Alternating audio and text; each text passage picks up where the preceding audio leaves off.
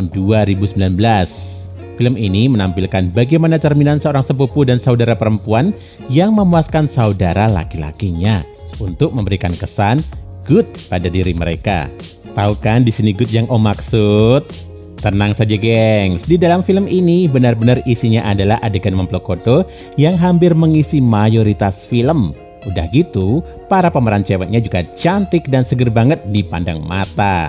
Om jamin, udah pasti asupan serabi lempit kita akan terpenuhi. Dan mungkin setelah menonton ini, kalian Sobat Bigos akan membayangkan bagaimana nikmatnya punya sepupu yang cantik kayak yang Om rasakan sekarang ini. Hehehehe. Buat kalian yang penasaran, rilekskan pinggul kalian, duduk santai dan Om putar dulu intronya.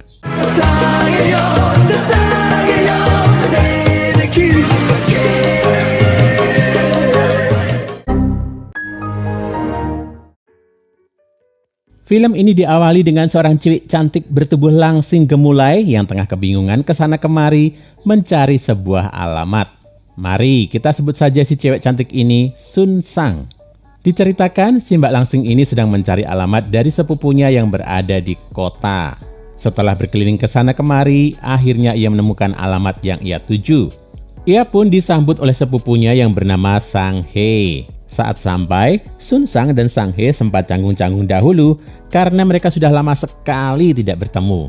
Sun Sang terkagum-kagum pada si Sang He yang sudah tumbuh menjadi seorang laki-laki gagah dan tampan hingga menyerupai sosok Om Bigos. Sedangkan Sang He juga merasa pangling karena sepupunya itu sudah menjadi seorang yang cantik dan putih selayaknya bidadari.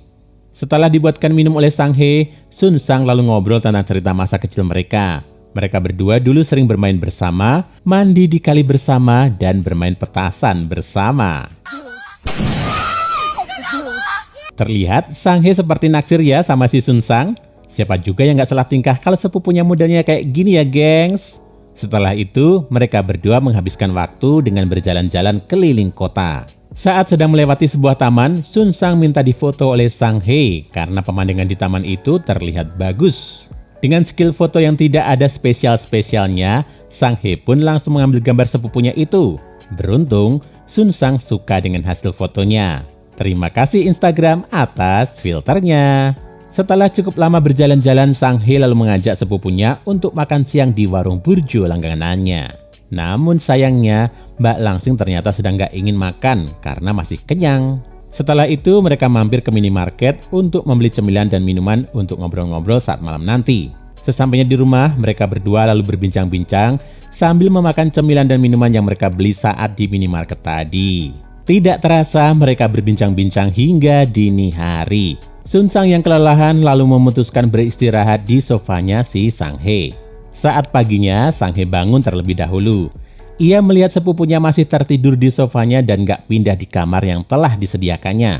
Ya, namanya juga udah nyaman, jadi susah kemana-mana kan gengs. Tiba-tiba timbul niat iseng Sang He yang tergoda dengan kemulusan bodinya Sun Sang yang bahenol. Ia pun mulai mencari-cari bagian tubuh Mbak Langsing yang bisa dieksplor. Ternyata umpan disambar oleh ikan dan strike. Ternyata Sun Sang bangun dan ternyata ia juga ingin digenjot oleh sepupu kesayangannya itu. Tanpa pikir panjang, terjadilah adegan mantap-mantap in the sky yang sama-sama kita nantikan ini. Duh, Om jadi kepingin deh punya sepupu cantik kayak gini. Siapa tahu kan bisa diajak jalan-jalan juga. Hehehe. Ngomong-ngomong, Sobat Bigos ada yang tahu nggak nama asli si Mbak Langsing ini? Om kepo banget udah cari-cari tapi nggak nemu-nemu gengs. Om minta bantuan kali ini deh. Kalau tahu nama si Mbak Langsing ini, tolong komen di bawah ya. Untuk kepentingan kita bersama juga kan. Hehe. Yuk, balik ke filmnya. Film lalu beralih ke Sang He yang tertidur setelah kelelahan menggenjot sepupunya yang cantik itu. Sang He lalu melihat ponselnya. Ternyata ia mendapatkan pesan dari Sun Sang yang sudah pergi. Di pesan tersebut, Sun Sang berterima kasih kepada Sang He karena telah membuat pertemuan mereka terasa spesial dan indah. Sang He hanya bisa senyum-senyum melihat pesan dari Mbak Langsing itu. Scene lalu beralih saat si Sang He terlihat sedang bermesraan dengan kekasihnya yang bernama Laura. Terlihat, Sang He juga mencoba menyalurkan bakatnya menjadi seorang YouTuber dengan merekam si Laura. Oh my god! Saat direkam, Laura hanya memberontak-memberontak manja kepada kekasihnya itu. Pemberontakan manja yang dilakukan oleh Laura malah membuat rudal Korea milik Sang Hye siap meluncur. Ia pun mulai melancarkan aksinya untuk mempelkodo Laura.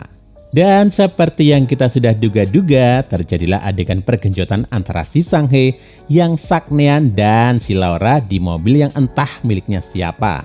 Tak lupa, si Sang Hye juga merekam seluruh aksi pergenjotannya untuk dijadikan konten YouTube miliknya. Setelah itu, film beralih ke dua cowok dan cewek yang tengah berada di sebuah rumah. Om sebenarnya juga nggak tahu ya mereka ini siapa dan kenapa bisa ada di film ini. Tapi Om positive thinking aja. Mungkin mereka adalah kakak beradik. Mari kita sebut saja si cowok bertato itu si Mas Tato. Dan si cewek yang bertato si Mbak Tato. Saat si Mbak Tato itu sedang berada di dapur, tiba-tiba si Mas Tato tergoda dengan si Mbak yang berpakaian seksi itu. Awalnya, si Mbak terlihat nggak ingin diganggu karena sedang bersih-bersih. Namun nampaknya rudal milik Mas Tato sudah sangat ingin diluncurkan. Walaupun sudah mencoba sekuat tenaga menolak, pada akhirnya si Mbak tidak bisa melawan si Mas yang sudah sangat ingin bercocok tanam. Dan pada akhirnya mereka pun bercocok tanam. Dan film pun berakhir. Iya, gitu doang endingnya, gengs. Sobat Bigos, gimana dengan alur film barusan? Apakah film barusan membuat kalian merasa gelisah dan kepanasan? Mungkin kalian sedang berada di pinggir kompor. Oke gengs, bolehlah sedikit Om mengucapkan sepatah dua patah kata soal film ini. Walaupun endingnya yang cukup tidak masuk, namun film ini bikin mata kita tentunya terasa segar kan? Apalagi melihat tokoh-tokoh yang ada di film ini bening-bening banget, sebening embun di pagi hari, seputih kapas tanpa biji. Seperti itu suasana hati. Jos. Pada intinya, film ini mengajarkan kita untuk selalu akur dan menjaga hubungan baik dengan saudara kita. Baik itu saudara kandung, saudara jauh, atau saudara lainnya. Karena silaturahmi adalah pembuka pintu rezeki, gengs. Seperti yang dialami oleh Sang Hye. Walaupun sudah lama tidak bertemu dengan sepupunya si Sun Sang, namun ia tetap bisa memperlakukan sepupunya yang bohai itu dengan baik. Pada akhirnya Sang Hye mendapatkan balasan karena ia telah berbuat baik dengan berhasil mengejut tubuh seksi si Mbak Langsing itu. Rezekinya sangat tidak biasa ya gengs. Tapi intinya tetaplah jalin tali silaturahmi sekalipun dengan orang yang sudah lama tidak bertemu. Cakep.